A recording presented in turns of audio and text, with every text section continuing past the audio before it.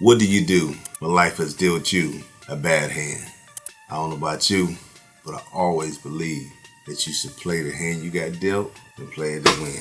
Sometimes in life, you will get 2, 3 things going good for you, and also you may have 5 things going bad, but don't mean you a failure or either you should throw in the towel and quit. But you sometimes have to just dig deep and go and win.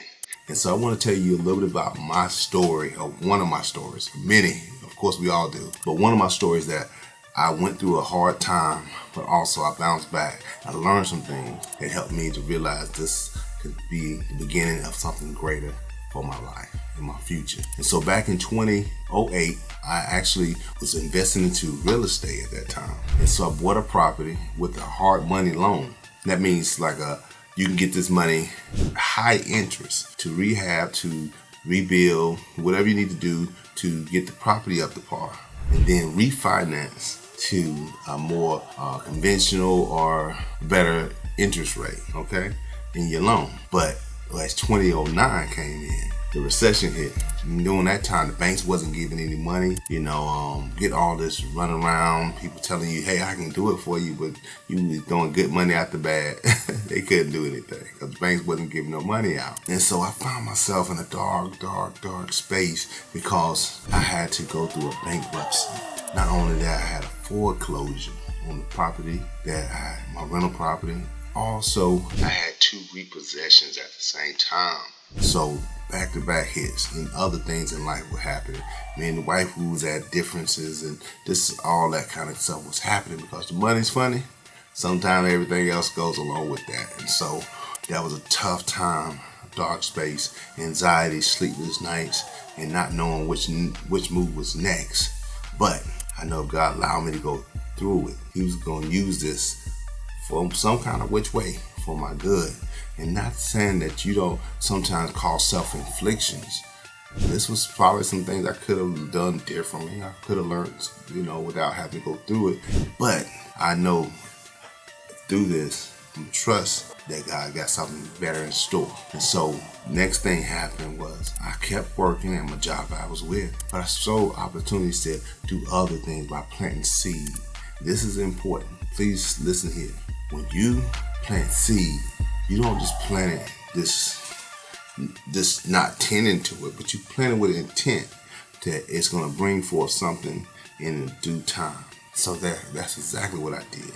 I just started seeing opportunities to cut my neighbors' yards. Didn't know where it was going. I wasn't planning on going to business or doing anything like that, but I just did that because I saw a need there and started doing that. And from there, the opportunity lied, because the more you were faithful doing that, are the small things. I don't know about you, but my God always tell me, if you're faithful doing the small things, He'll make you rewarded of the bigger and the greater things. And that's exactly what happened. But I just was faithful doing the small things. And actually how it really started was my son was cutting the grass, and I just came in and was getting help, make sure it was done right. But it ended up becoming my responsibility at the time. But the point I'm making is that if you do the small things great, over time, you'll be surprised at what great things come from it. So over time, I end up doing more and more people's yards to where it became a business. So I started off with a push mower, just using the push mower, and was faithful doing that for a long time. And I ended up getting more and more equipment over time till it actually became a business. Yeah, and it grew fairly well. But I tell you this, it did not happen overnight. It happened over time. And that's the second component. Now that you have the seed, the second piece is time.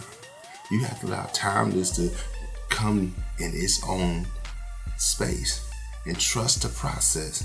Don't always wish for it to happen tomorrow, because if it happens tomorrow, you may not be ready for all that increase. And so be happy for someone else in their due season, but do know what you're preparing for is a new season. When you are there, you don't only get there, but you're able to stay there and evolve from there.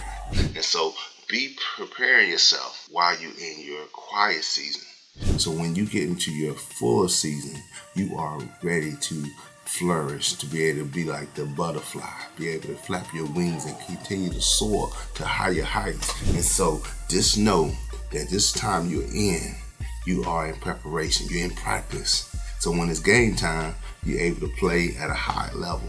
So don't disregard the practice or the time that you are in your quiet space. Be thankful that your life is not as all busy and as full as the next person. Do reward them and do congratulate them, but do know it's a reward in its own by being in a quiet space. All right? So don't take it for granted. Secondly, knowing that this time right now is time that you need to focus on what it is that you are wanting to do. Dig into your dream, dig into your skills, dig into the things that you have near and dear to your heart. What bothers you is what you have been called to help fix. So you can be the change that you want to see in the lives of others if you're willing to tap into it. Be faithful to doing small